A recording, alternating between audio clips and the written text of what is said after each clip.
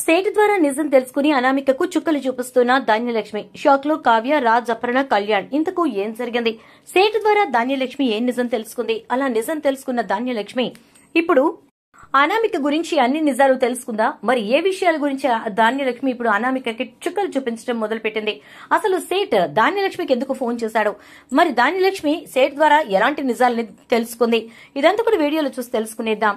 Brahmamudi upcoming episodes లో ఏం జరగబోతోందనేది ముందుగా తెలుసుకోవాలనుకుంటే వీడియోను లైక్ చేసి ఛానల్ ను సబ్స్క్రైబ్ చేసి పక్కనే ఉన్న బెల్ ఐకాన్ లో ఆల్ ట్యాప్ చేయండి. ఇక మొత్తం మీద చూసుకున్నట్లయితే కనుక ధాన్యలక్ష్మి అయితే ఇక రాజ్ ఆ సీట్లో కూర్చోడానికి వీల్లేదు అని చెప్పి చాలా గట్టిగా పోరాటం. ఆ పోరాటానికి ఫలితంగా కావ్య కూడా ఇక కళ్యాణే ఆ సీట్లో కూర్చోవాలని, తను కూర్చోవడానికి అర్హత లేదని, ఎందుకంటే అందరితో పాటు తను కూడా రాజ్ తప్పు చేశాడని నమ్మినట్టు అవుతుందని చెప్పడంతో ఇక రాజ్ ఓ పక్క నుంచి సంతోషపడిపోతాడు. కావ్యకు తన మీద ఎంత నమ్మకం, ఎంత ప్రేమ, తనని ఎక్కడా కూడా కిందికి ఉంచాలి అని చెప్పని అనుకుంటాడు.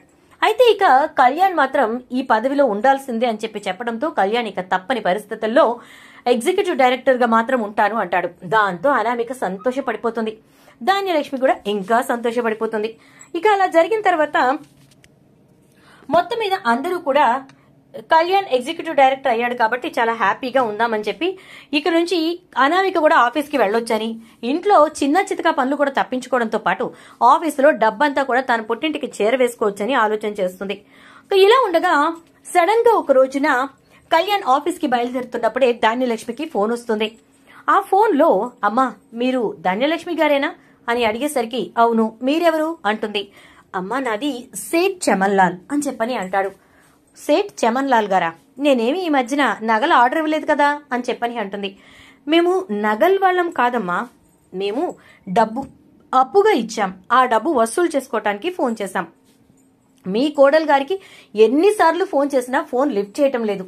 అందుకోసమే మీ దుగ్గిరాల ఇంటి కోడళ్ళ నంబర్ కనుక్కోవటం పెద్ద కష్టం కాదు కదా, మీ నంబర్ని ఎట్లాగొట్లా పట్టుకున్నాం, అందుకే మీకు ఫోన్ చేశాం అనగానే మా కోడలికి ఫోన్లు చేయటం ఏంటి, మా కోడలు ఫోన్ లిఫ్ట్ చేయకపోవడం ఏంటి, అసలు మా కోడలికి మీరెందుకు ఫోన్ చేశారు అనగానే అంటే విషయం మీది దాకా రాలేదు ఏమో నాకు తెలియదమ్మా.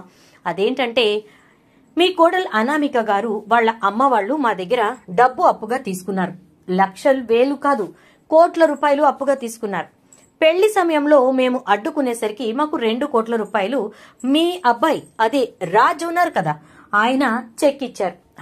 ఆయన భార్య ఆ రోజు మమ్మల్ని ఏకి పారేసింది. ఎలా మీరు ఈ విధంగా పెళ్లి ఆపుతారు అని చెప్పి వాళ్ళ ఆయన్ని పిలిపించి ఆయన చేత ఆ అప్పుకి షూరిటీగా ఉంటానని ఒప్పించి 2 కోట్ల రూపాయలు ఇప్పించింది. అప్పుడే ఆ అమ్మాయిని మేము పెళ్లి పీటల మీదకి పంపించాం. అలా వచ్చి పెళ్లి చేసుకుంది. మిగతా డబ్బుని కూడా తొందరలోనే ఇచ్చేస్తామని చెప్పారు. అసలు ఈ పెళ్లికి ముందే వాళ్ళు ఏం చెప్పారో తెలుసా? దుగ్గిరాల వారింటి అబ్బాయి కళ్యాణ్ని మా అమ్మాయి పెళ్లి చేసుకోబోతుంది కాబట్టి మీ అప్పంతా వాళ్ల ద్వారానే మేము తీర్పిచ్చేస్తాం, కంగారు పడకండి అని చెప్పి ఇక సేట్ ధాన్యలక్ష్మికి చెప్తాడు. అంటే 2 కోట్ల రూపాయలు ఆల్రెడీ మీకు మా ఇంటి నుంచి వచ్చాయన్నమాట అంటుంది. వచ్చాయమ్మా, రాజ్ గారే ఆ డబ్బుని పంపించారు. ఇక మిగిలిన 3 కోట్ల రూపాయలు కూడా పంపించేస్తే ప్రస్తుతానికి వారి వడ్డీ అంతా క్లియర్ అయిపోతుంది అనగానే ఏంటి వడ్డీయే 5 కోట్ల, ఇంతకీ వాళ్ళ అప్పెంత అని అనగానే వాళ్ళు ఉంటున్న ఇల్లు ఖరీదు ఒక 50 కోట్లు ఉందమ్మా, పెద్దదే, ఆ స్థలం ఖరీదే చాలా ఉంది. అయితే ఆ ఇంటి మీద వాళ్ళు చేసిన అప్పే దగ్గరగా 30 కోట్ల వరకు ఉందమ్మా అని అంటాడు. ఏంటి వేసుకునే కోట్లా లేకపోతే డబ్బులా అని అడుగుతుంది ధాన్యలక్ష్మి. అవునమ్మా, వాళ్ళు చాలా అప్పులు చేసేశారు, జల్సాగా బ్రతకాలి అని చెప్పి వేరే చోట్ల స్థలాలు కొనేశారు ఈ డబ్బులతోటి. కానీ ఇప్పుడు ఆ స్థలాలన్నీ కూడా డౌన్ ఫాల్ కి వెళ్లిపోయాయి. అందుకోసమే వాళ్ళు పూర్తిగా సంక్షోభంలో పడ్డారు. అందుకే కదా మీది అబ్బాయిని వాళ్ళ అమ్మాయి ట్రాప్ లో పేసింది. ఇది అంతా మీకు తెలియదేమో, మాకు తెలీదు, కానీ విషయం అయితే ఇది. ముందు మీ కోడల్ని నా ఫోన్ లిఫ్ట్ చేసి ఆ డబ్బు పంపించమని చెప్పమ్మా అని ఫోన్ పెట్టేస్తాడు సేటు. ఇక అంతే సంగతులు. పిలుస్తుంది ధాన్యలక్ష్మి అనామికని. అనామిక అంటూ గట్టిగా ఒక్కసారిగా షాక్ అయిపోతాడు ఇక కళ్యాణ్. అయితే ఏంటి మమ్మీ ఎందుకంత గట్టిగా అరిచావు అనగానే ఏదా అనామిక అని చెప్పని అంటుంది. నేను ఇప్పుడే ఎగ్జిక్యూటివ్ డైరెక్టర్ గా ఉంటాను అని చెప్పి ఆఫీస్ కి బయలుదేరుతుంటే నువ్వు ఈ గొడవేంటి అని చెప్పి అంటాడు కళ్యాణ్.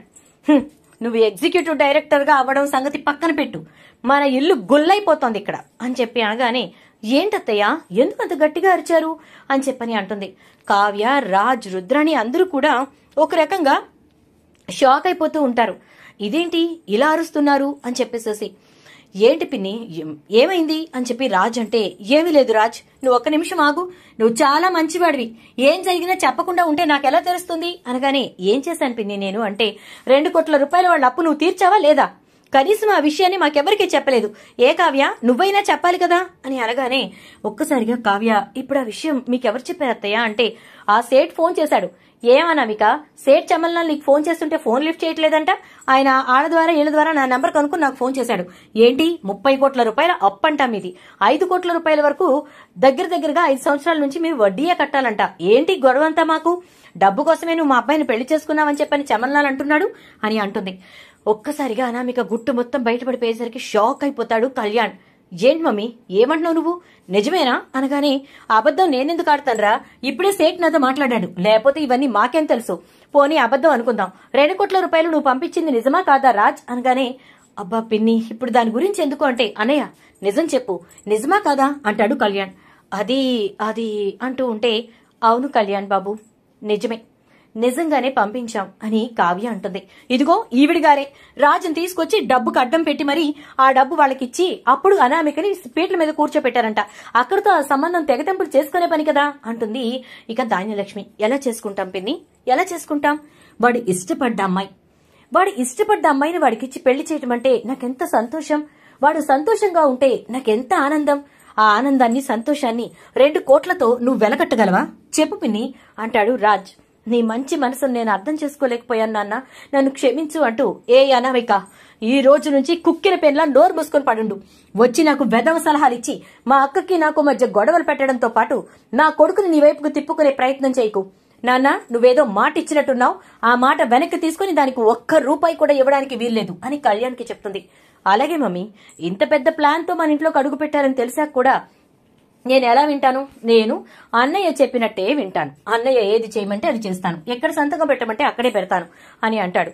ఇక అనామికకి ఆ రోజు నుంచి చుక్కలు చూపించడం మొదలు పెడుతుంది ధాన్యలక్ష్మి. కూర్చుంటే పని, నుంచుంటే పని, ఇలా మొత్తానికైతే చివరాఖరికి అనామికకు ప్రతి పనిలో కూడా ధాన్యలక్ష్మి అడ్డు తగలడం, దాంతో పాటు చేసిన పన్నే మళ్లీ చేయించడం, రాని పనులు కూడా రుద్ది చేయించడం, వీటితో పాటుగా సూటిపోటి మాటలు మాట్లాడటం.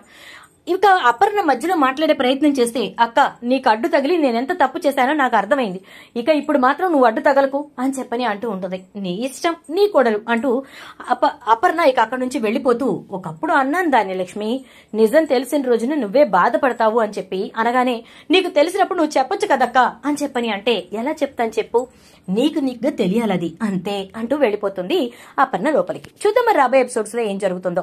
వీడియో నచ్చితే లైక్ చేసి వీడియోనైతే షేర్